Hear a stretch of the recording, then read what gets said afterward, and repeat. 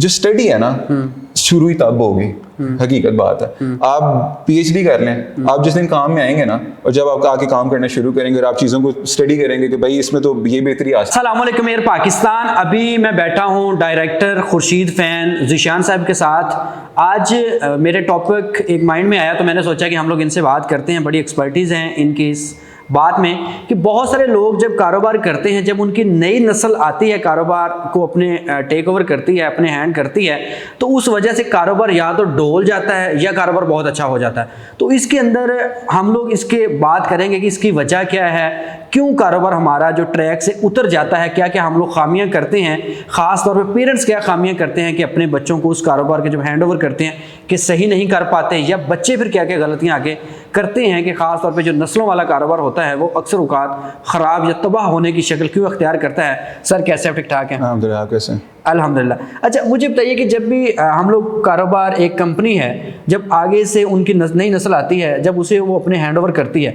तो उसके अंदर बहुत सारे मसाइल बन जाते हैं। तो पहले तो मुझे ये बताइए कि मसाइल बनते कौन कौन से? ज़ाहिर आप भी एक नस्ल दर नस्ल सिस्टम चलता आ रहा आपका भी। बिल्कुल।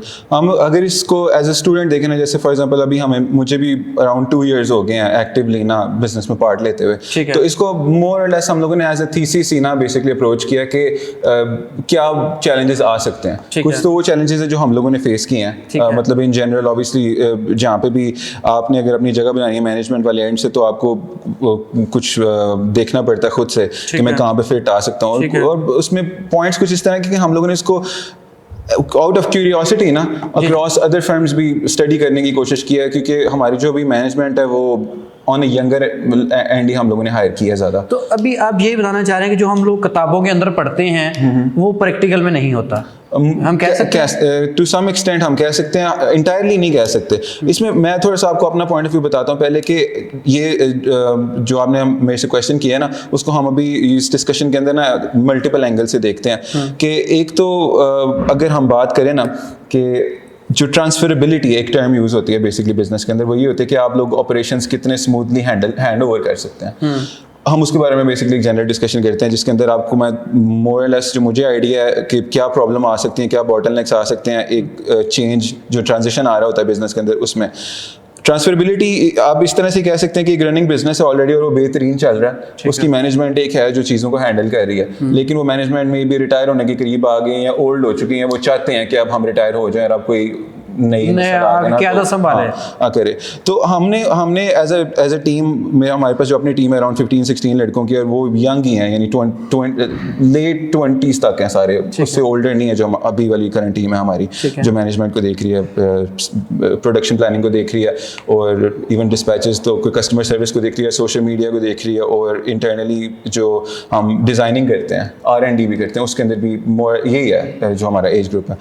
तो उसमें एक एंगल ये आता है कि उसमें जब आपने कोई नई जनरेशन ने आगे आना है, अगर कोई नया पढ़ के आया है, उसने बिजनेस में लेट्स से कि बैचलर्स अगर उसने किया, तो उसके पास कॉन्सेप्ट्स तो मोर और लेस आ गए हैं सारे कि ये कॉस्ट होती है, ये इस तरीके से हमने नेट प्रॉफिट होता है, मतलब जो ब्रॉडर टर्म्स हैं वो उसको पता लग ही नहीं है। लेकिन अब अगर, क्योंकि हम लोग बात कर रहे हैं मैन्युफैक्चरिंग बिजनेस के एंड से, इसके अंदर वो बातें 100% ठीक है, वो काम आएंगी, वो सारे स्वॉट एनालिसिस, पेस्ट एनालिसिस जो भी पढ़ा है ना, वो आपके काम आएगा ब्रांड को डायरेक्ट करने में। लेकिन जो रनिंग है ना बिजनेस की इन इटसेल्फ, वो यूनिक होती है। मतलब जैसे अगर हम अपनी बात करते हैं कि फैन इंडस्ट्री है ना, तो जो रनिंग है, हमने फैन के बारे में नहीं पढ़ा, हमने बिजनेस के बारे में पढ़ा है, ओवरऑल पढ़ा है। हाँ, ओवरऑल पढ़ा, टॉपिक नहीं पढ़ा, जो हमारा था नहीं पढ़ा। अब जब कोई, अब फॉर एग्जांपल अगर मैं आगे में, मेरी जगह कोई और आ गया और वो आके चीज़ों को उस तरह से करना चाहता है, एनालिसिस चीज़ों को उस तरीके से करना चाहता है, उसको पहले ना या तो कि बिजनेस वाकई बहुत ज़्यादा डेवलप्ड हो सिस्टम्स वाली साइड से, लेकिन हम अभी डिस्कशन कर रहे हैं ज़्यादातर जो सूरत हाल है, ज़्यादातर यही सूरत हाल होती है कि जनरेशनल जब चेंज आता है ना, तो सिस्टम्स मोर और लेस तब भी इंप्लीमेंट होते हैं। उससे पहले जो काम होता है ना, वो थोड़ा ग्राउंड लेवल पे रह के ना, इनिशियल लेवल पे रह के ही हो रहा होता है, हो बेहतरीन रहा होता है, इसमें कोई शक नहीं है। यानी बिजनेस ऑन पेपर जो है ना, वो टर्नओवर ठीक होता है और आपका प्रॉफिट भी ठीक होता है, सब कुछ ठीक होता है। लेकिन वो एक बंदा जिसने 30 years लगा दी हैं उस काम के अंदर, एक बंदा जो अभी बिल्कुल नया है, अब उसकी जो ट्रांसफरेबिलिटी है ना, वो ये है कि वो किस तरह उन 30 years का भी फायदा उठाए जो अभी उसने जिए नहीं है, जो उसके वालिद साहब ने टाइम गुजार लिया। ठीक है। वो जो नॉलेज का ट्रांसफर है ना, उसको आप ट्रांसफरेबिलिटी के हिसाब से समझना है कि मुझे वो सारी मिस्टेक्स रिपीट ना करनी पड़े या वो सारे एक्सपीरियंसेस रिपीट ना करने पड़े जो मेरे वाले साहब ने किए हैं या मेरे बड़ों ने किए हैं। ठीक है, वो मुझे, मैं अपना पर्सपेक्टिव उनके सामने रखूं और वो उसमें ऐड करें, ताकि मैं ये ना करूं कि कोई चीज़ करके मुझे पता चले कि ओ मैं इसको बेहतर कर सकता था, क्योंकि टाइम कीमती है। फायदा तो तब है कि अगर उनके 30 ईयर्स के आगे से हम काम स्टार्ट करें, अगर उनके उन्होंने नुकसान किए हैं हम उससे सीख के आगे चलें, ना कि उसको दोबारा करना शुरू करें। बिल्कुल ऐसी है, एक तो ये वजह होगी। हाँ और कौन कौन सी वजह है, जरा शॉर्ट सा मुझे इसका बताइएगा। आप उसमें से देख सकते हैं ना, जैसे मैन्युफैक्चरिंग बिजनेस है, अब अगर आपने उसको ओवरऑल आपने स्टडी कर लिया कि बिजनेस रन इस तरह से होता है कि ठीक है आपने ये चीज़ खरीदी है, ये इतने में आपको पड़ी है, आपने इसको प्रोसेस किया, आपने ओवरहेड्स वगैरह कैलकुलेट किए हैं और फिर ऊपर आपने प्रॉफिट रख के इस चीज़ को बेच दिया। ये रनिंग तो बिजनेस की हर एक जगह एक ही है, यानी अगर आपने स्टॉल नहीं लगाना है उसमें भी ये मैन्युफैक्चरिंग में मोर और लेस यही है। लेकिन इसके अंदर जब आप इंडिविजुअली प्रोसेस को देखेंगे ना, जैसे अगर हम अपनी बात करते हैं फैन को, तो उसके अंदर आपको ना ग्राउंड अप स्टडी करना पड़ेगा, आप उसको अवॉइड नहीं कर सकते। फॉर एग्जांपल अगर आपने बैचलर्स कर लिया और आप आते हैं और आप आके वो मैट्रिक्स देखना शुरू करते हैं कि ठीक है मुझे ना वेस्टेज बताओ कितनी हो रही है एक सर्टेन डिपार्टमेंट की, हो सकता है कि वो कैलकुलेटेड ना हो, क्योंकि आपके पास नहीं होगा, QC वाला डिपार्टमेंट इतना डेवलप्ड या कोई बंदा नहीं होगा इस तरह का जो मैकेनिकली चीज़ों को समझता हो और वो जो आपको एक फ्रेमवर्क सेट करके दे। तो you have to be that person to set the framework, आप यानी आपने सिस्टम डेवलप करना है। तो उसके लिए ना आपको शौक होना चाहिए काम का कि हम लोगों ने इस तरीके से काम करना है और हमने बेहतरी की तरफ जाना है। जो स्टडी है ना शुरू ही तब होगी,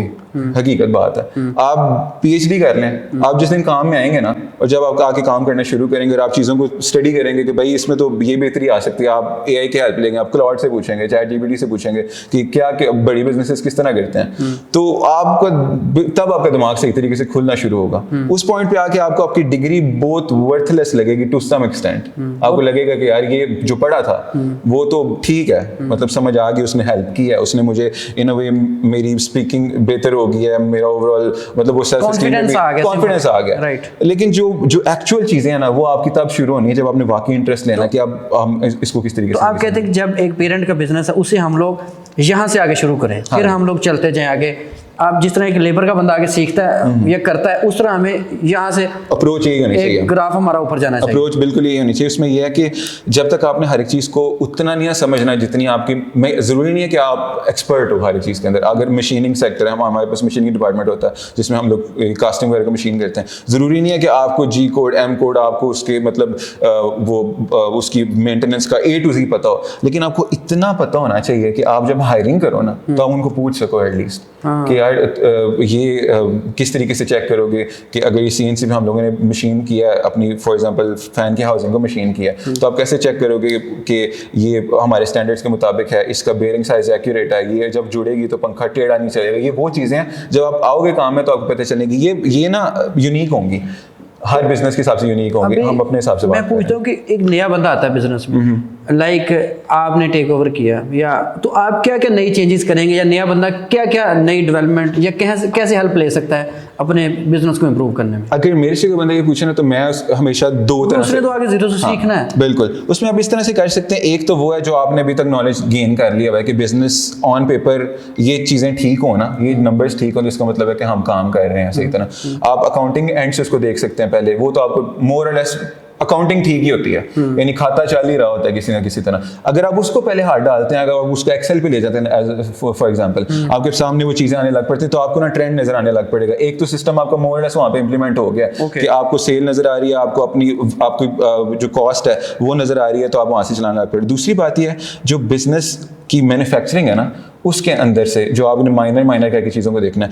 एक एंड से आप इसको अकाउंटिंग एंड से देख लें, जो net profit, gross profit, turnover, जो मोटी मोटी सारी होती हैं। दूसरे एंड से ना as a student ground up शुरू हो जाए, एक वर्कशॉप में जाके बैठ जाए। यानी हकीकत बात है, इसको आप बाईपास उतनी नहीं कर सकते, नहीं कर सकेंगे। अगर आपने वाकई काम को समझना है ना, और अगर आपने हायरिंग भी बेहतर करनी है, तो तब आपको मोर और लेस चीज़ों का पता होना चाहिए, तो आपका काम चलना है। आप ट्रेन ही जाके लगे, सिंपल बात। आप ना सिमुलेशन समझें, आप बोलेंगे ठीक है मैं एक डायरेक्टर हूँ ना, और मुझे मैनेजमेंट ने इख्तियार दिया है कि मैं हायरिंग और फायरिंग कर सकता हूँ, लेकिन मैं ना जरा सारे पे खड़े होकर देखता हूँ हो क्या रहा है एग्जैक्टली, और मैं उसको ऑब्जर्व करता हूँ। आप अगर उन चीज़ों को माइनर लेवल पे ऑब्जर्व करने लगेंगे ना, तो उसमें से बहुत ज़्यादा चीज़ें निकलेंगी।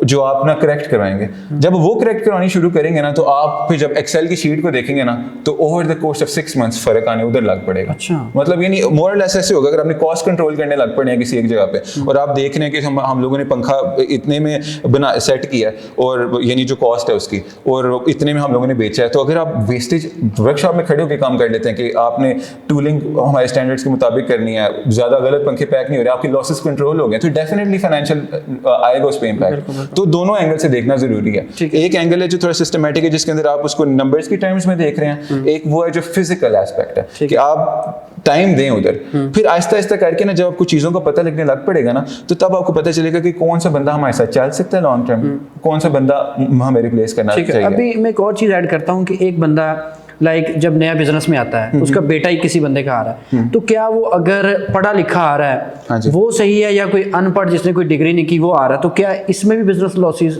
होते हैं? ये ना इसके बारे में कहा कुछ नहीं जा सकता। जनरली ना जो आसपास एक ना कह लें कि एक सिस्टम जो मतलब माइंड सेट है ना लोगों को, वो यही है कि अगर ये ज्यादा पढ़ लेंगे ना तो मे बी हमारा काम ना संभाल सकें, क्योंकि हमारा काम थोड़ा देसी एंड पे हो रहा है। जनरली ये डिस्कशन, हालांकि ये गलत है, लेकिन दूसरे एंड पे ये भी गलत है कि अगर आप पढ़ के बाहर से आ गए तो आप काम को बड़ा बेहतरीन चला लेंगे।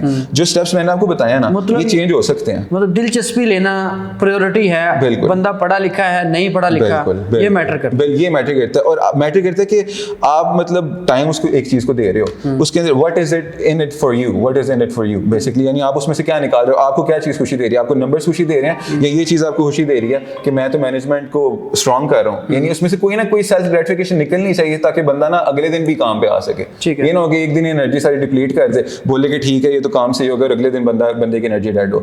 आपने उसमें से देखना है कि आपको चीज क्या पसंद है, आपने उस पर कैपिटलाइज करना है। ठीक है, ये अब उसमें मैटर नहीं करता अगर आपकी डिग्री है या नहीं है। आप हो सकता है कि अगर आपको बेसिक आपके होश कायम है, आपको प्लस माइनस आता है, तो अगर आपको शौक है तो आप खड़े होकर बड़ा बेहतरीन काम। तो इसके अंदर सीईओ की एज भी मैटर करती है, उसका एक्सपीरियंस भी मैटर करता है। जो सीईओ वाली स्टेज है ना, वो एक्सटेंसिव है एक काम। उसके अंदर डेफिनेटली एज एक फैक्टर है कि जितनी एज ज्यादा होगी उतना टाइम उन्होंने ज्यादा, तो वो एक चीज है जिसको हम चैलेंज नहीं कर सकते ज्यादा। उसमें एज मोर और लेस एज ज्यादा हो सकती है, लेकिन फिर वही डिपेंड करता है कि आपके बिजनेस की डायनामिक्स किस तरह से हो सकते हैं कि एक सीईओ आते ही रिटायर हो जाए, तो आप और कोई बंदा ना उसको रिप्लेस करने के लिए, और आप यंगर एंड पे और आपको काम संभालना पड़े। तो आप कहते हैं कि एक तो हमें एआई की मदद लेनी चाहिए हाँ जी, बिजनेस को इंप्रूव करने के लिए। नंबर 2, सोशल मीडिया हमारी टीम तगड़ी होनी चाहिए, हाँ जी, मार्केटिंग के हवाले से इस टाइम।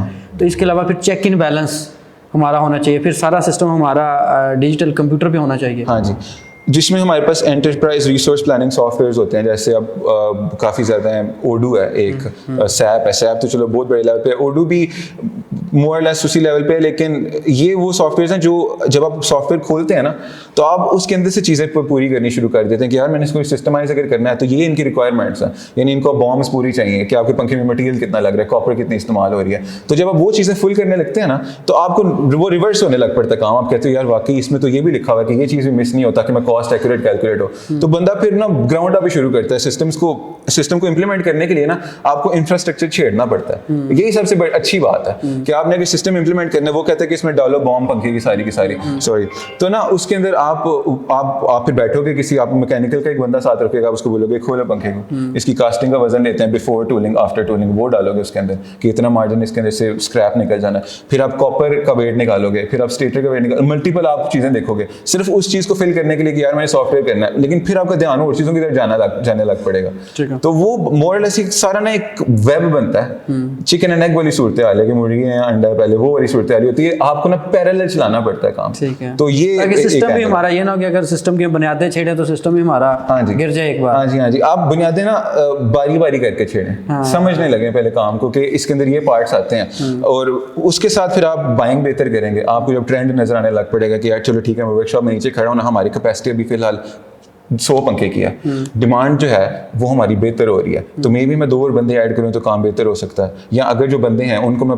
थोड़ा इंसेंटिव दे लूँ, वो जब फैक्टर्स को वेन करेंगे ना तो चीज़ें बहुत बेहतर आपके सामने होने लग पड़ेंगी। लेकिन इसके लिए वही बात है, दोनों एंगल्स पे देखना है। ग्राउंड अप जो बंदा शुरू करेगा ना, उसको बहुत बेहतर अंडरस्टैंडिंग होगी। ग्राउंड अप जरूरी नहीं कि आप 10 साल लगाएं, आप 6 मंथ्स लगाएं, आप 3 मंथ्स लगा लें दिल लगा के, तो आपको मोर और लेस ना काफ़ी हद तक चीज़ें क्लियर हो जाएंगी, जिसके बिहाफ पे आपको इतना नॉलेज होगा कि आप ना कॉम्पिटेंट बंदे हायर कर सकेंगे। बिल्कुल ठीक है।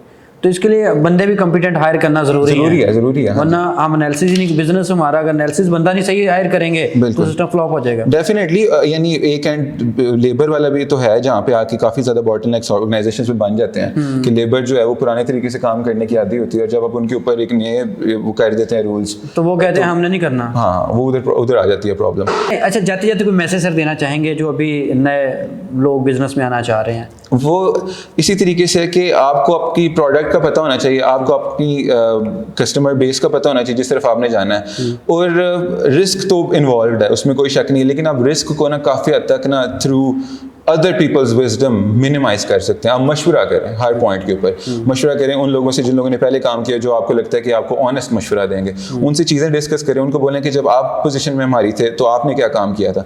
उसके साथ साथ इंटरनेट भरा पड़ा है, लर्निंग रुकनी नहीं चाहिए। लर्निंग अगर नहीं रुकेगी ना तो काम बेहतरीन होगा थ्रू आउट। तो इसीलिए अब ऑब्वियसली एआई आ चुका है, आप किसी भी एआई को बोलें कि ठीक है इस कंपनी में काम किस तरह होता है, तो वो आपको बता सकती है। आप होंडा के रिलेटेड पूछने उससे कुछ ना कुछ तो आपको बताएगा ना जो आपने पहले नहीं सुना हुआ होगा।